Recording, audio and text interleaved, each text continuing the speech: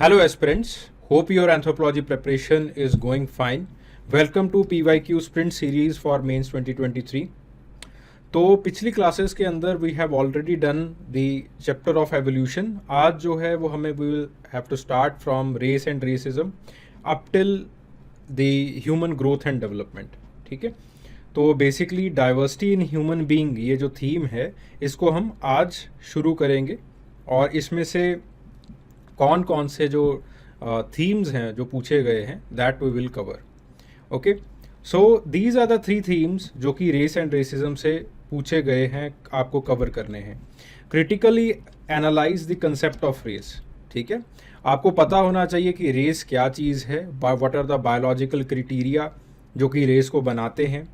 ठीक है, मोर्फोलॉजी और एक्सेट्रा एक्सेट्रा जो भी आपके पास बायोलॉजिकल क्राइटेरिया है उसके बारे में पता होना चाहिए. एंड अलॉन्ग विद दिस आपको रेसिज्म के बारे में पता होना चाहिए कि रेस से जो है वो किस तरह से रेसिज्म आता है. ठीक है, जो वो क्राइटेरिया हैं या फिर जो रेस का कंसेप्ट है, इज़ इट वैलिड और नॉट, क्या ये इंडिया के अंदर वैलिड हो सकता है या नहीं हो सकता. तो इन सवालों के बारे में आपको अच्छी तरह से जो है वो पता होना चाहिए, जानकारी जो है वो होनी चाहिए. देन रेसिज्म एंड यूजेनिक्स, किस तरह से यूजेनिक्स और रेसिज्म आपस में कनेक्टेड हैं. This is one of the themes, very important theme. And formation of race and categorisation, वही बात आ गई कि रेस जो है, रेस के फॉर्मेशन के अंदर what are the genetic factors and what are the environmental factors, कैसे दोनों फैक्टर्स जो है वो कंबाइन होते हैं और रेस बनती है, इसके बारे में आपको पता होना चाहिए. और कैटेगराइजेशन के लिए हम कौन से जो है वो स्मेटोस्कोपिक करेक्टर्स और मोर्फोमेट्रिक करेक्टर्स जो है वो लेते हैं, उसके बारे में आपको अच्छे तरीके से पता होना चाहिए. ठीक है, so these are the questions that represent these themes. With reference to somatoscopic and morphometric characteristics commonly used in the racial classification, make critical comment as whether race is a valid concept or not. पहले आपको जो इसके criteria हैं, जो characteristics हैं वो लिखने हैं और उसके बाद जो है वो आपको एक क्रिटिकल एनालिसिस करना है कि क्या ये रेस जो है ये टर्म आज वैलिड है या नहीं. Then describe the race crossing और the racial crossing in humans with the suitable examples. ठीक है, do solve this question. This question, इस सवाल का रेपिटिशन होने का बहुत हाई चांस है. ठीक है, देन उसके बाद what is race, enumerate and discuss the factors responsible for the formulation of race और the formation of race. Again very very very very important. Race चीज़ क्या होती है और उसके बाद आपने फैक्टर्स बताने हैं, यानी कि दोनों फैक्टर्स, इन्वायरमेंटल फैक्टर भी बताना है और उसके साथ जो है वो जेनेटिक फैक्टर भी बताना है. एक और जो इसके अंदर मैंने हाईलाइट नहीं किया, that is racism and Eugenix. इस सवाल को भी जो ज़रूर आप हल कीजिए. देखिए, मैं आपको कुछ क्वेश्चंस बता रहा हूँ इस सीरीज़ के अंदर, जिन क्वेश्चंस को आपको हल करना है. अगर उन क्वेश्चंस को आप अच्छे से स्ट्रक्चराइज कर पाते हो, उनको सॉल्व कर पाते हो, it will be of enormous help for you in the UPSC CSE paper. देखो, मैं उस डिबेट के अंदर नहीं आ रहा हूँ that what are the most probable questions या फिर कोई गेस वर्क जो है वो आपको करके दिया जाए, बिकॉज इट डजंट वर्क. ठीक है, मार्केटिंग गिमिक है और आई डोंट प्ले दिस.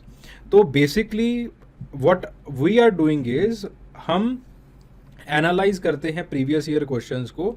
उन प्रीवियस ईयर क्वेश्चंस को एनालाइज करके हम उनके ऊपर क्वेश्चंस देखते हैं, जिनको सॉल्व करके आपका प्रैक्टिस भी हो जाएगी और उसी के साथ जो है वो आप एक व्हाट यू कैन से कि प्रैक्टिस के साथ साथ आपकी रिवीजन भी हो जाएगी. ठीक है, जैसे फॉर एग्जांपल जेनेटिक मार्कर है. जेनेटिक मार्कर के अंदर आपके पास what are the genetic markers, genetic marker आखिरकार चीज़ क्या होती है, और उसके बाद HLA, ABO blood group, RH blood group, ठीक है, GM और होमोग्लोबिन, रेस्पिरेटरी फंक्शंस, और इनको एज अ जेनेटिक मार्कर आपको बताना है.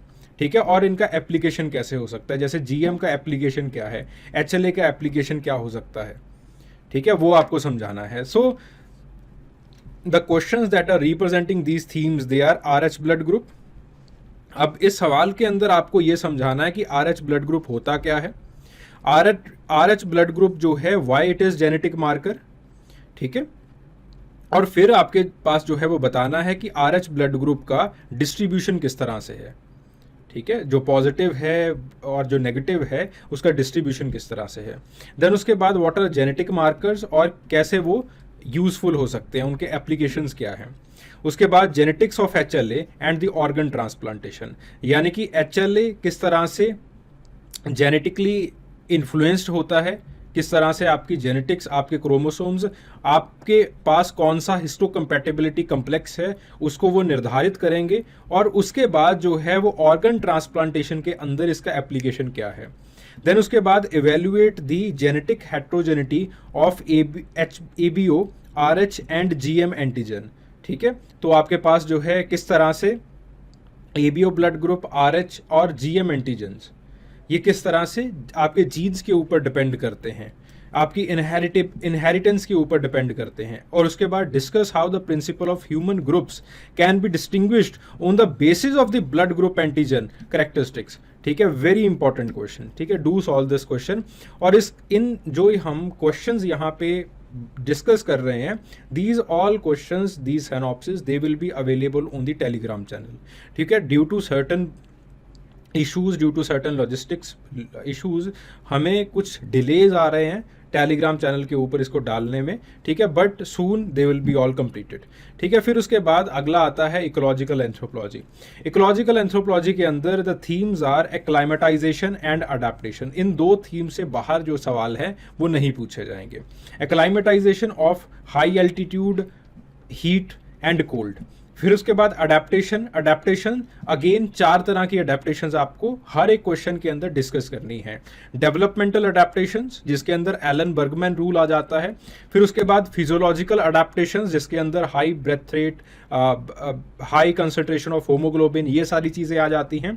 फिर उसके बाद जेनेटिक अडेप्टेशंस आ जाती हैं, जैसे EPAS जीन हो गई, उसके बाद आपके पास हीट शॉक प्रोटीन्स हो गए। These are the genetic adaptations. And there are certain cultural adaptations, जैसे घर एक तरह का बनाना, या फिर आपके पास क्लोथिंग जो है वो एक तरह की पहनना, या फिर जो डाइट है। So these are the cultural adaptations. तो कोई भी आपसे सवाल पूछा जाता है, इन 4 लेवल्स के ऊपर आप अडेप्टेशंस को स्टडी करोगे, उनको बताओगे।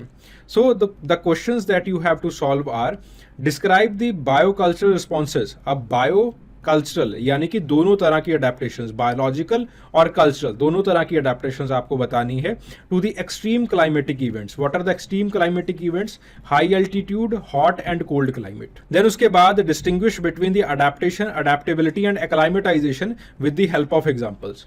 ठीक है, adaptability it is genetic in nature, adaptation it is physiological in nature, और आपके पास एक्लाइमेटाइजेशन जो है it is the immediate physiological response.